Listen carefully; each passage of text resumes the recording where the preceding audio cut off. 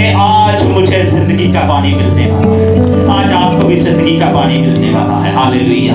आज जिंदगी का पानी आप पी रहे हैं और यहाँ पर आपको जिंदगी का पानी मिल रहा है। और यीशु मसीह ने कहा है कि जो सच्चाई से वाकिफ होगा वो क्या होगा, आजाद किया जाएगा। आज आप सच्चाई से वाकिफ हो जाएंगे तो यहाँ से आजाद होकर जाएंगे। हालेलुया। और वो औरत को यीशु मसीह कहते हैं कि मुझे पानी पिला, और वो औरत कहती है कि तू यहूदी होकर एक सामरी औरत से पानी मांग रहा है।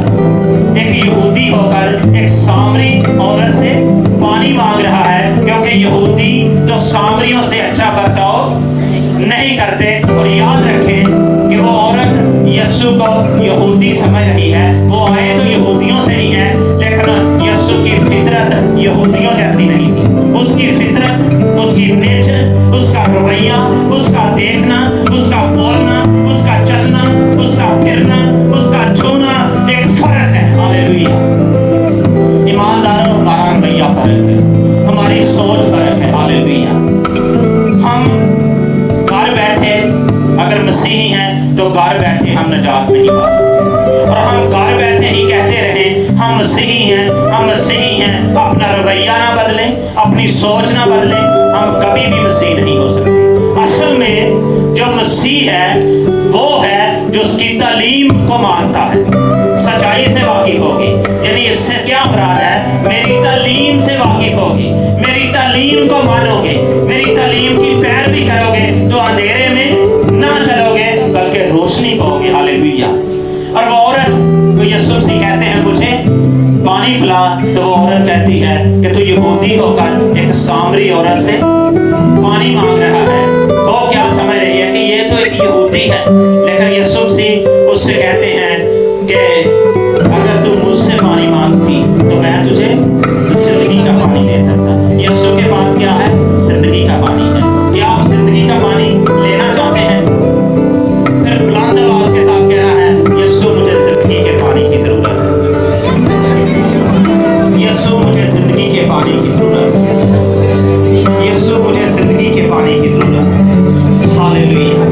और मुझसे बात ये गौर के साथ सुने, तो जब यीशु मसीह के साथ ये बात हो रही है तो यीशु मसीह उससे ये कहते हैं कि अगर तुम मुझसे मांगती तो मैं तुझे जिंदगी का पानी दे देता। तो वो औरत कहती है कि खुदावंद तेरे पास तो कोई बर्तन भी नहीं है, तू कहां से मुझे जिंदगी का पानी देगा।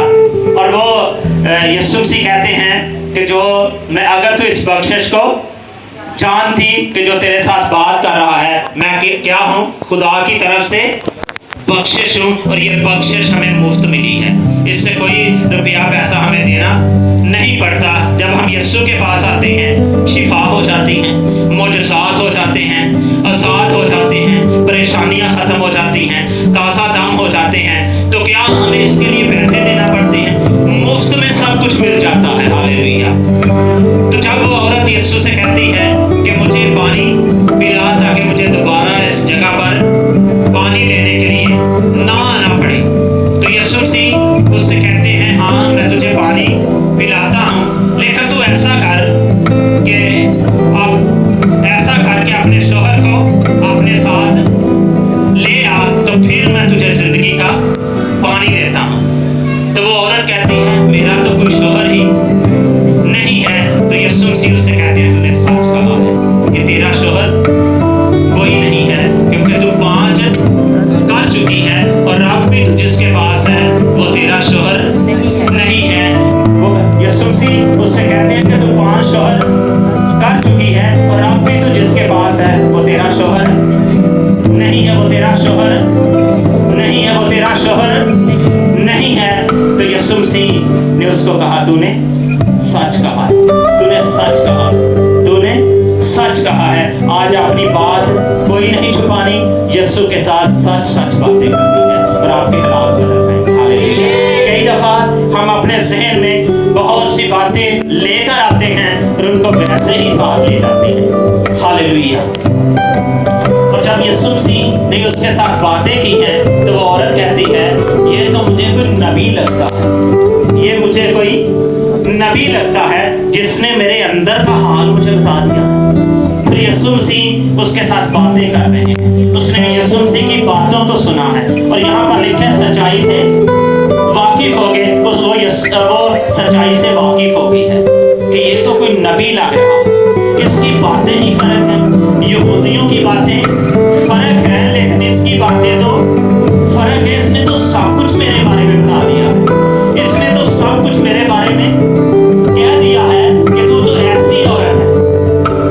फिर वो औरत क्या करती है, ये बात गौर के साथ सुने, ये बात गौर के साथ सुनने वाली है और ध्यान के साथ सुने। और उस औरत ने क्या किया है, उस औरत ने जब इस तालीम को पा लिया है, इस बात को समझ गई है, उसने अपने घड़े को उसी जगह पर फोड़ा है। तो कहां पर चली गई है, अपने शहर चली गई है, सामरिया में चली गई है।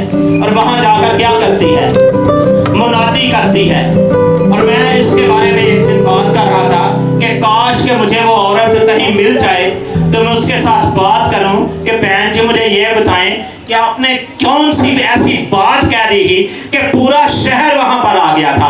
हम तो खप जाने कह के, लेकिन थोड़े जे लोग उत्थे आंदे ने, भैन जी सानू एक गल ही दस दिओ एक कि केड़ी गल ओ पूरे शहर दे विच कह दित्ती कि पूरा शहर भैन जी तो यीशु दे कोल लेके आ गई। इस बात को समझना है। हालेलुया। अगर हम समझ जाएंगे तो हम आगे बढ़ेंगे, तरक्की करेंगे, बुलंदियों को छुएंगे। डटे रहें अपनी जगह पर, कायम रहें, आगे बढ़ेंगे और तरक्की करेंगे। दुनिया की बातों पर, दुनिया की सोचों पर निगाह नहीं करनी, बल्कि उस पर निगाह करनी है जो जिंदा है और जो फरमाता है मैं मर गया था अब जिंदा हूँ और अब्दुल्लाबाद जिंदा रहूंगा। उसकी बात को सुनना है।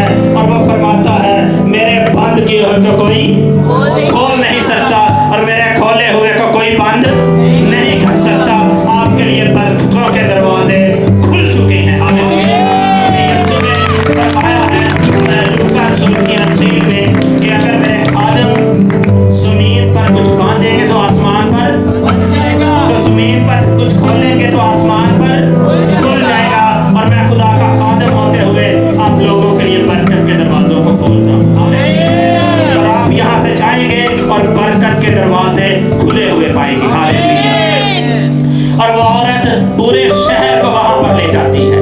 फिर यीशु मसीह उनके साथ बातें करती हैं। और शहर के लोग उस औरत को क्या कहते हैं, उस औरत को कहते हैं कि बहन जी अब तेरे कहने की जरूरत नहीं है, हमें सब कुछ पता चल गया है, हमें सब कुछ पता चल गया है। और जो पता करवाता है उसकी भी जरूर सुने, उसको छोड़ना दे।